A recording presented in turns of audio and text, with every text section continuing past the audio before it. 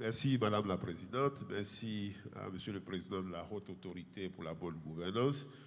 Je note avec beaucoup de satisfaction qu'ici, l'enjeu principal n'est pas seulement de sanctionner les auteurs, mais de rendre plutôt la corruption plus difficile, plus risquée et moins rentable.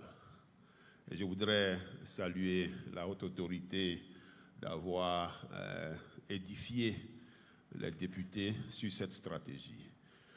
J'ai 3 préoccupations qui vont s'articuler sur 3 éléments. D'abord, la mesure de l'efficacité de ce que fait la haute autorité pour la bonne gouvernance.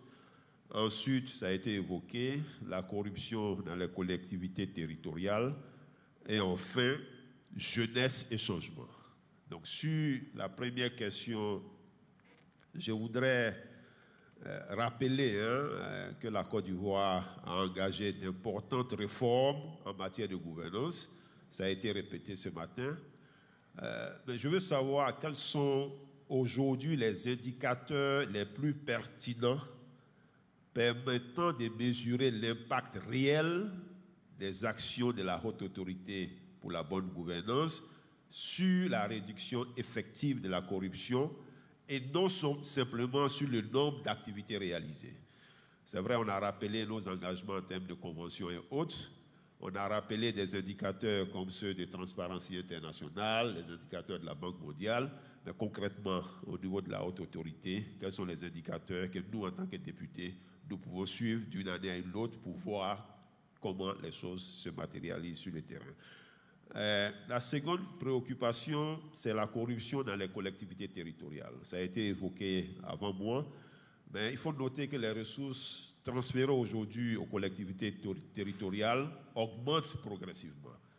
Et c'est même une demande forte des députés pour qu'il y ait plus de ressources au niveau de nos mairies, des conseils régionaux et autres. Je suis curieux de savoir quels sont les mécanismes spécifiques que la haute autorité pour la bonne gouvernance développe pour accompagner les élus locaux et prévenir les risques de corruption à cette échelle-là, au niveau de nos territoires. Enfin, la lutte contre la corruption ne peut être uniquement répressive, ça a été rappelé. Je veux savoir comment aujourd'hui on évalue l'efficacité des programmes de la haute autorité en termes de sensibilisation destinée aux jeunes et quelles actions envisagent. Oui. S'il vous plaît, on peut le laisser finir. Donc je disais,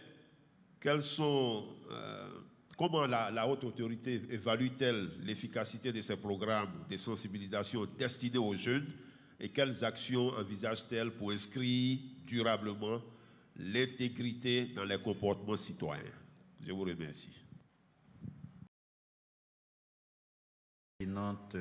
Question, à la fois contribution.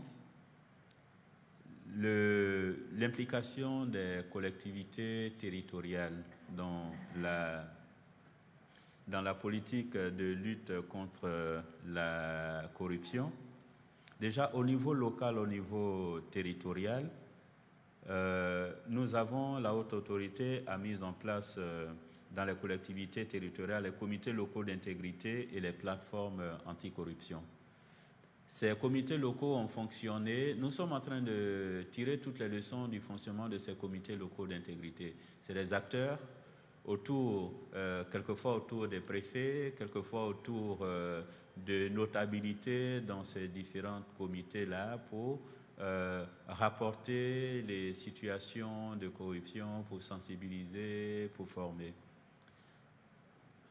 Et puis au fil des ans, il y a certains responsables des comités locaux anticorruption qui se prennent pour des agents de la haute autorité pour la bonne gouvernance et qui se syndic, qui demande un salaire, qui demande une rétribution, alors qu'il s'agit de collaboration citoyenne. Donc ça fait partie des leçons apprises du fonctionnement de ces comités locaux des comités locaux d'intégrité, et nous sommes en train d'y travailler. Mais pour vous dire, les comités locaux d'intégrité existent. Nous n'avons pas pour le moment, en dehors des actions de sensibilisation, des actions de formation pour lesquelles nous associons les collectivités territoriales.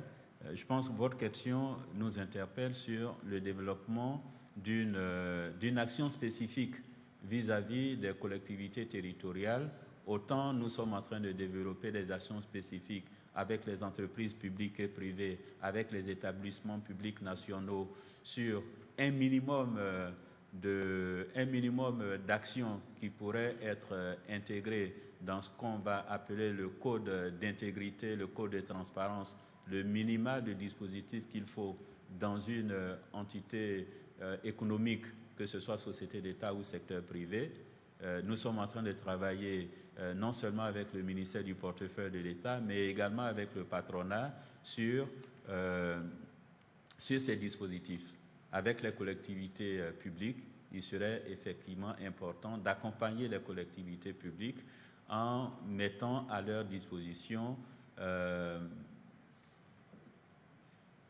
cadre minimal de gestion de l'intégrité, de promotion de la bonne gouvernance.